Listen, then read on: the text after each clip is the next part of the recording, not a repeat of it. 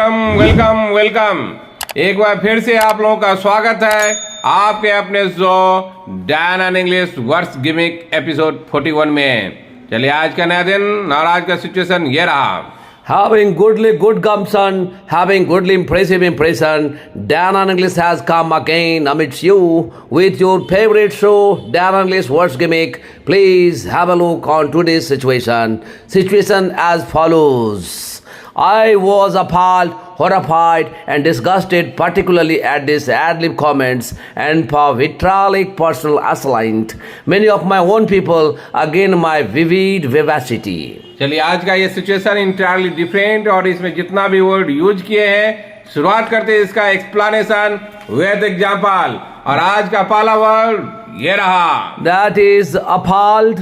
देखिए पी के ऊपर लकीर है, इसका मतलब पी पे जोड़ देना होगा। ई जब उल्टा लिखा हुआ रहता है तो अ होता है और ए के आगे दो बिंदी है तो इसका मतलब आप पढ़ेंगे तो इसका होगा appalled। appalled that is adjective, इसका मतलब होता है फीलिंग ऑफ शॉक और डिसअप्रूवल। मान लीजिए जो भी कोई आपका फीलिंग जो है देखे तो आप बहुत ही शॉक हो जाते हैं और लगता है कि ये नहीं होना चाहिए, उसको जब बोलेंगे खिन्न हो जाते हैं, उसको हम बोलेंगे अपाल। जैसे पहला एग्जांपल देखिए, he was appal by seeing the traffic of IT city Bengaluru. मान लीजिए कोई पहले बार बेंगलुरु गया हो और नाम तो बहुत सुना है कि बेंगलुरु बहुत बड़ा सिटी है, लेकिन वहाँ का जब ट्रैफिक देखा ट्रैफिक वो चौंक गया, इतना ट्रैफिक कहाँ से आया, क्योंकि वहाँ पे क्या हुआ डेवलपमेंट बहुत तेजी से हुआ, उस तरह से रोड का डेवलपमेंट ज्यादा नहीं हुआ, इसलिए ट्रैफिक बहुत ज्यादा रहता है और इतना खतरनाक ढंग से बने चौक हो जाता है रोड कि आपको 1 घंटे का रास्ता 4 घंटे का रास्ता बन जाता है। इसलिए बोला कि पूरा शॉक हो गया कि इतना ज्यादा ट्रैफिक और ऐसा ज्यादा स्थिति खराब है बेंगलुरु का, तो इसको हम इसलिए इस ढंग से यूज करें। दूसरा एग्जांपल देखिए, all were appalled by seeing the damage due to earthquake। जैसे आप जानते हैं कि अभी हाल फिलहाल में जो कि अभी सीरिया और टर्की में जो आया है ये भूकंप, वहां पे बहुत ज्यादा क्षति हुआ है, बहुत ज्यादा क्षति हुआ है। उसको देखकर आदमी शॉक हो गया, इतना ज्यादा भयंकर भूकंप। तो इस सब को जब बोलेंगे, जब बहुत ज्यादा अचरज हो जाता है, आप बिलीव नहीं कर पाते हैं, उसी को हम बोलेंगे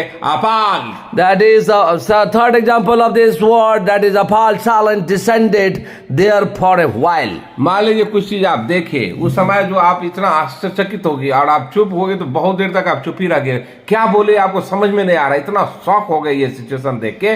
उसको जब हम नरेट करेंगे तो इस ढंग से इसको सिचुएशन बनाएंगे और इस तरह का एग्जांपल देंगे, इसमें वर्क कीजिए appal. Next word of this show that is horrified। horrified देखिए एच के ऊपर लकीर है, इसका मतलब एच पे जोड़ देना होगा। सी का उल्टा लिखा हुआ और दो बिंदी है जिसका मतलब ओ हो गया।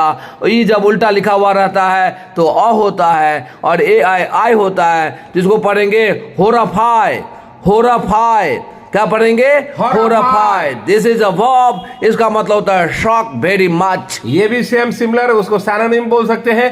बहुत ज्यादा जब शॉक हो जाता है, आश्चर्यचकित हो जाते हैं, उसी को हम बोलते हैं horrify। जैसे पहला एग्जांपल देखिए, bye seeing the large destruction all were horrified। माने मान लीजिए बहुत ज्यादा तबाही मचा। जैसे फिर से मैं एग्जांपल दूं, जहां पे नेचुरल कैलामिटी आता है वहां पे बहुत ज्यादा छत बिछत हो जाता है, आपके मेरे इमेजिनेशन से परे हो जाता है। उसको देख करके आदमी इतना ज्यादा शॉक हो गया कि आदमी कुछ बोल नहीं पाता है, कुछ सोच नहीं पाता है, इमेजिनेशन से बहुत ऊपर हो जाता है, उसी को हम बोलेंगे horrified। And second example of this verb that is he was ashamed and horrified by her question। मान लीजिए वो जो कोई गर्ल थी या औरत थी जो आपको क्वेश्चन किया, ऐसा क्वेश्चन आप सर्ट क्वेश्चन पूछ दिया, ऑफबीट क्वेश्चन पूछ दिया, जो मैंने जो सेंस नहीं है वो ऐसा क्वेश्चन पूछ दिया, उसको सुन के आप चौंक गए कि ये कैसा क्वेश्चन, तो उसको जब हम बोलेंगे तो इस ढंग से यूज करेंगे। एंड थर्ड एग्जांपल देखिए, public were horrified by seeing this tragedy. आप जानते हैं जब कोई ऐसा ट्रेजेडी बहुत बड़ा इंसिडेंट हुआ हो, जैसे आप जानते हैं अपने इधर ही जैसे उत्तराखंड में कभी कभार हो जाता है, बहुत भयानक ट्रेजेडी हो जाता है, उसको देख करके आदमी बहुत ज्यादा आश्चर्यचकित हो जाता है, हॉरिफाइड हो जाता है, डर महसूस करता है। उसी को जब हम बोलेंगे तो उसी को आप बोलिए हॉरिफाई। इसको इस ढंग से यूज कीजिए, ये वर्ब है। और आज का थर्ड वर्ड ये रहा, दैट इज डिसगस्ट। डिसगस्ट देखिए जी के ऊपर लकीर है, इसका मतलब जी पे जोड़ देना होगा, और पेट कटा हुआ ए लिखा हुआ है तो अ हो गया। तो disgust, this is a noun, इसका मतलब होता है डिसलाइक द पर्सन और सिचुएशन, दैट इज डिसगस्ट। मान लीजिए कोई ऐसा सिचुएशन वहां पे अराइज हो गया जो सिचुएशन को आप बिल्कुल पसंद नहीं करते हैं, या कोई ऐसा आदमी है जिससे आपको सख्त नफरत है, उसको जब हम बोलेंगे उसको बोलिए आप डिसगस्ट। जैसे पहला एग्जांपल देखिए, they resign from the committee in disgust, मैंने वो कमिटी में जो था ऐसा सिचुएशन क्रिएट हुआ, ऐसा आदमी उधर आ गया कि वो बर्दाश्त नहीं कर पाया, इसलिए वहां से वो रिजाइन कर दिया। उसको जब बोलेंगे तो इस ढंग के से आप यूज कीजिए, और यूज कीजिए डिसगस्ट का। और जब ये डिसगस्टेड हो जाता है तो ये एडजेक्टिव होता है, ये नॉन जब होता है तो ये हो गया डिसगस्ट, और जब ये एडजेक्टिव हो गया तो डिसगस्टेड। जैसे इसका एग्जाम्पल देखिए, अर्थ सेम ही हुआ, डिसलाइक ही करना हुआ, लेकिन उसका एग्जाम्पल देखिए, पहला example, Nowadays you are very disgusted. Nowadays you are very disgusted. मान ले आजकल जो है आप बहुत ज्यादा मान ले उदास रहते हैं, आप बहुत नापसंद किसी सिचुएशन को ज्यादा नाखुश रहते हैं, या खिन्न रहते हैं, सिचुएशन को आप पसंद ज्यादा नहीं करते हैं, मान ले कोई भी सिचुएशन हो आपको अच्छा नहीं लगता है, उसको हम बोलेंगे तो डिसगस्टेड बोलेंगे। And next example, as adjective, even on trivial matter, he became disgusted. जैसे देखिए, मान लो कोई छोटा छोटा बात पे भी आप नाखुश हो जाते हैं, आप उसको पसंद नहीं करते हैं, तो इसको बोले कि आजकल जो है आप वो जो है छोटे छोटे बात पे भी खिन्न हो जाता है, पसंद नहीं करता, छोटा छोटा मजाक भी पसंद नहीं करता है, उसको ही जब बोलेंगे उसी को बोलेंगे डिसगस्टेड, एडजेक्टिव, और नॉन रहेगा तो disgust. And next word of this show, that is ad-lib. Ad-lib. एड-लिब, देखिए ए और ई जब मिल जाता है, ए होता है, उसके नीचे लकीर है, इसका मतलब सॉफ्टली बोलना पड़ेगा, एल के ऊपर लकीर है, इसका मतलब एल पे जोड़ देना होगा, तो क्या पढ़ेंगे ad lib. Ad lib, this is adverb said without any preparation or practice, that is ad lib speaking, that too in English is really possible in Danan English. ये फर्स्ट एग्जांपल रहा कि हम लोग का ये कहना है कि जब डायनान इंग्लिश में यदि आप आते हैं, इंग्लिश से रिलेटेड जो भी है, मान लीजिए आप लिखने के लिए बैठे, बिना तैयारी करके भी आप 10 पेज 1 गो में लिख सकते हैं। यदि बोलने के लिए हम लोग का ये कहना है कि without any preparation, I mean ad lib आपका होना चाहिए, इम्प्रॉम्प्टू होना चाहिए, कहीं पे खड़े हो गए तो लगातार बोलिए, no problem will arise anywhere during the speaking, तो उसका अर्थ हुआ कि your grip is tight over the English. तो इस ढंग से हम लोग सिखाते हैं, इसलिए मैं बोला कि ad lib speaking that too in English is really possible in डायनान English. And second example of this adverb, Atal ji used to deliver a speech ad lib. जैसे आप भी जानते हैं, अटल जी को कौन नहीं जानता है, क्योंकि वो तो शब्द के जादूगर थे। जब वो स्पीच देने खड़े हो जाते थे तो पक्ष का क्या विपक्ष का क्या, कोई भी आदमी हो, कोई भी एज का आदमी हो, सब मंत्रमुग्ध हो जाता था। और जो भी वो भाषण देते थे, प्रॉम्प्ट देते थे, तत्क्षण देते थे, बिना तैयारी का देते थे। उसी को मैं जब बताया तो Atal ji used to deliver a speech ad lib. और जब ये एड लिब वर्ब होता है तो मैंने अर्थ तो सिमिलर हुआ, लेकिन इसका यूजेज आप देखिए, इसका एग्जांपल देखिए आप। As examples, she ad-libbed solving all questions. मैं एक चीज यहाँ पे कहना चाहूंगा, यहाँ पे ad-lib, ये लीव जो है मेन है, तो लीव चेंज होगा अकॉर्डिंग टू सेंटेंस। अगर मान ली पास्ट में जाएगा तो लीव जो है लिव्ड हो जाएगा, और यहाँ पे LIB और वॉवेल के बाद कॉन्सोनेंट है, वो लास्ट है, तो इसका मतलब जब डबल सेकेंड फॉर्म में जाएंगे तो लिव्ड हो जाएगा और डबल बी हो जाएगा, मीन्स ad-libbed.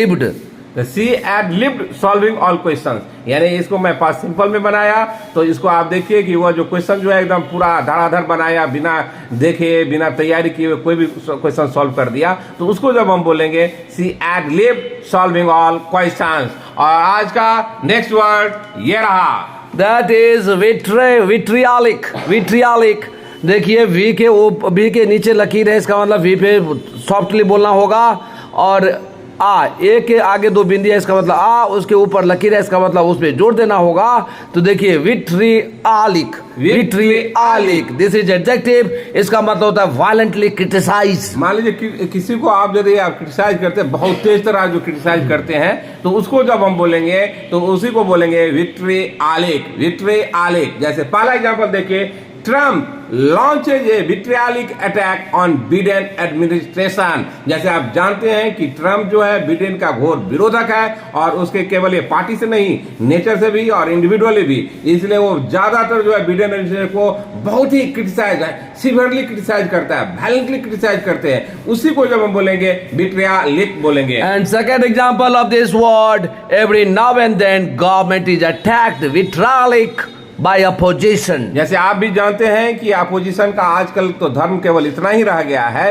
कि गवर्नमेंट अच्छा काम करे, बुरा काम करे। अब मान लीजिए बुरे काम में तो क्या तो ठीक है, लेकिन अच्छे काम में भी क्रिटिसाइज करता है, सिवियरली क्रिटिसाइज करता है, बोला ये तो कुछ भी नहीं है। तो यही मैं बोला कि क्रिटिसाइज करने के लिए ही अपोजिशन एक तरह से फॉर्म हुआ है, ऐसा मान लीजिए, वो लोग अपने को मानते हैं। इसीलिए मैं बोला every now and then government is attacked vitriolic by opposition. And third example is neither personal attack nor vitriolic attack was done by him. और ना तो कोई पर्सनल अटैक कोई उसमें वो करते हैं, ना कि वो क्रिटिसाइज बहुत ज्यादा करते हैं किसी पे। तो ये किसी का नेचर होता है कि कोई पर्सनल अटैक भी नहीं करते हैं और ज्यादा क्रिटिसाइज भी नहीं करते हैं, पोलाइटली भी बहुत काम कर लेते हैं। उसको जब मैं बताने का कोशिश किया तो इस एग्जाम्पल से आप उसको ये क्लियर हो जाएगा।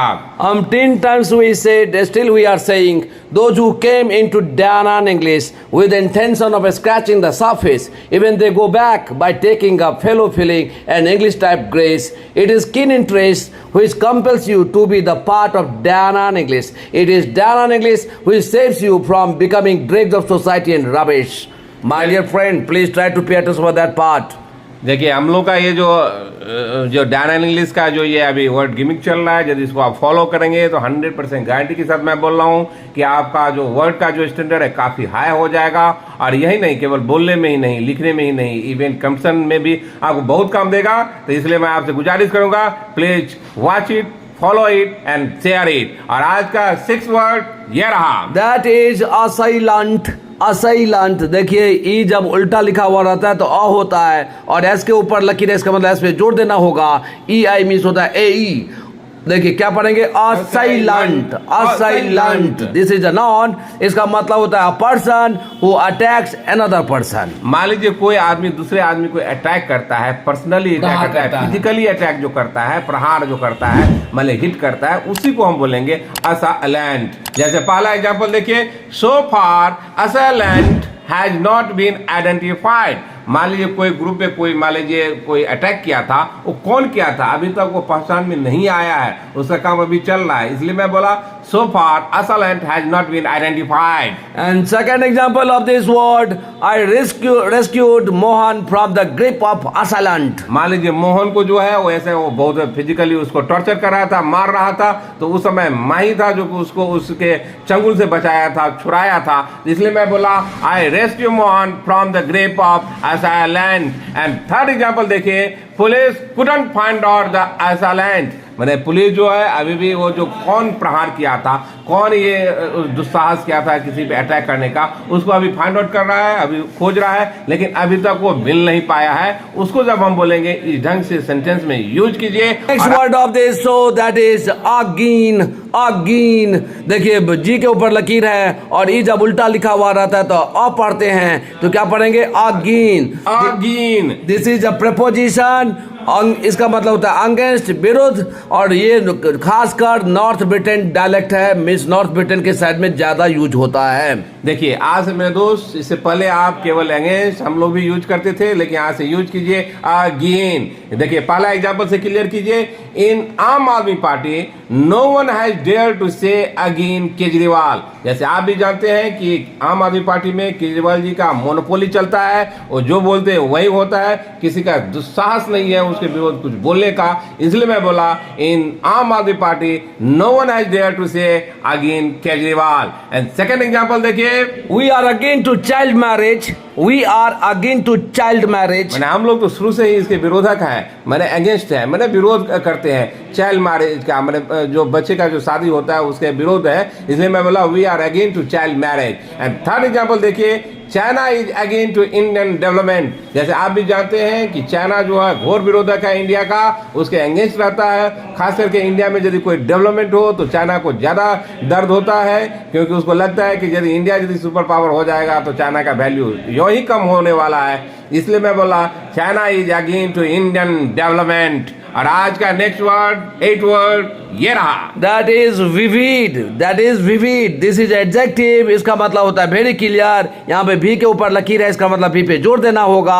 तो क्या पढ़ेंगे? Vivid. Vivid. वो देखिए वो नहीं बोलेगा, vivid. That is adjective. इसका मतलब होता है very clear. चलिए इसका एग्जाम्पल देखिए, एग्जाम्पल से क्लियर कीजिए। पहला example, audiences become energetic bye hearing his vivid speech. मान लीजिए कोई भाषण दे रहे थे, वो इतना जोरदार भाषण दिए, इतना क्रिस्टल क्लियर दिए, आदमी को सब समझ में आ रहा था, एनर्जेटिक भाषण था कि सब पूरा एनर्जाइज हो गया। पूरा जितना भी ऑडियंस था, मैंने श्रोतागण था, सब पूरा एनर्जी से भर गया। उसी को जब बोलेंगे तो इस ढंग से यूज करेंगे। एंड सेकंड एग्जांपल देखिए, he has vivid imagination about life. मान लाइफ के बारे में उसका क्लियर पिक्चर है उसके पास कि जिंदगी क्या होता है, नहीं होता है, उसके बारे में इन्स एंड आउट पूरा उसके पास खाका है, ब्यौरा है। उसी को हम बोलेंगे he has vivid imagination about life. And third example देखिए, That is still the scene of that incident is vivid in my mind. Still the scene of that incident is vivid in my mind. मान लीजिए कोई ऐसा घटना हुआ था, दुर्घटना ऐसा हुआ था, उसको अभी भी हम याद करते हैं तो मेरा पूरा क्लियर है पिक्चर, कैसे क्या हुआ नहीं हुआ। उसी को जब हम बोलेंगे इस ढंग से सेंटेंस में देंगे, still the scene of that incident is vivid in my mind. और आज का 9th एंड फाइनल वर्ड ये रहा, That is vivacity. Vivacity. देखिए भी के ऊपर लकीर है, इसका मतलब भी पे जोर देना होगा। और ए जब मिलता है तो ए होता है, तो क्या पढ़ेंगे? Vivacity. Vivacity. This is noun. इसका मतलब होता है एनर्जेटिक, enthusiastic. मान लीजिए एनर्जेटिक इंथुजियास्ट, पूरा जोशो खरोशों से भरा हुआ आदमी जो होंगे उसी को हम बोलेंगे एनर्जेटिक, इंथुजियास्टिक। इससे पहले हम लोग यूज करते थे, आज से मेरे दोस्त यूज करना शुरू कीजिए विवियासिटी। जैसे पहला एग्जांपल देखिए, with cheers and vivacity we should study. मैंने हम लोगों को पूरा ही मैंने हर्षोल्लास और पूरे जोश के साथ पढ़ाई करना चाहिए। इसी को मैं बोला cheers and vivacity we should study. And second example देखिए, Parveen does perusal with less vivacity. मैंने परवीन जो है वो बहुत ही कम एनर्जी के साथ पढ़ाई करता है। डू पेरुजल मैंने पढ़ाई करना, ये परवीन जो है नेम है, इसलिए यहाँ पे डज आएगा। जैसे आप जानते हैं ही सी इट और नेम के साथ बी फाइव आता है। यदि प्रेजेंट सिंपल रहेगा तो जैसे मैं ये प्रेजेंट सिंपल में दिया, इसलिए मैं यूज किया Parveen does perusal with less विवियासिटी। वैसे भी पेरुजल मीन्स होता है पढ़ाई, ये नॉन है। अगर उसको वर्ब की तरह यूज करना होगा तो उससे पहले डू का प्रयोग होता है, और अकॉर्डिंग टू सब्जेक्ट वो चेंज होता है। डू यहाँ पे प्रवीण है इसलिए डज हुआ। चलिए आज का थर्ड एग्जांपल देखिए, really Yogi Adityanath does walk with more vivacity. जैसे आप भी जानते हैं योगी आदित्यनाथ जी को कौन नहीं जानता, उनके एनर्जी लेवल को कौन नहीं पहचानता, उनका जोशो खरोशो सब परिचित है। और योगी आदित्यनाथ रियली में जो भी काम करते हैं पूरा एनर्जेटिकली काम करते हैं, पूरा इंथुजियास्टिकली काम करते हैं, पूरा जोश खरोश के साथ काम करते हैं। मैं एग्जाम्पल के साथ आपको दिखाना चाहा। From the bottom of our heart, you are being said, a word living poles apart. Our name, our fame, and our income, these all are secondary. Your fluency, your speed, your writing, and your speaking indeed paramount. These are said by us genuinely. देखिए मैं पहले से भी बोल रहा हूँ, फिर मैं दोहरा रहा हूँ कि डायना इंग्लिश का एक मोटो है, एक स्लोगन है, एम्बिशन है, एक टारगेट है कि थ्रू आउट द बिहार, मैंने नॉर्थ इंडिया में खास करके जो हिंदी बेल्ट है वहाँ पे जो इंग्लिश से रिलेटेड जो भी प्रिडिकामेंट है, जो कमियां हैं, जो दिक्कतें हैं, उसको हम जड़ से उखाड़ के फेंक देंगे और एक एक आदमी को फ्लुएंट स्पीकर बना देंगे। ये हम लोग का लक्ष्य है, इसकी ओर हम बढ़ रहे हैं। आपका सहयोग चाहिए, मुझे उम्मीद है आप देंगे। यदि आपको ये अच्छा लगता हो तो please like it, subscribe it and share it. मुझे लगता है जितना भी वर्ड इसमें मैं यूज किया पूरा डेलिनेट कर दिया उस एग्जाम्पल। एक बार फिर से सिचुएशन पढ़ देता हूँ। I was appalled, horrified, and disgusted, particularly at his ad-lib comments and for vitriolic personal assault. Many of my own people again my vivid vivacity. चलिए तब तक आप वर्क कीजिए, तब तक के लिए बाय बाय।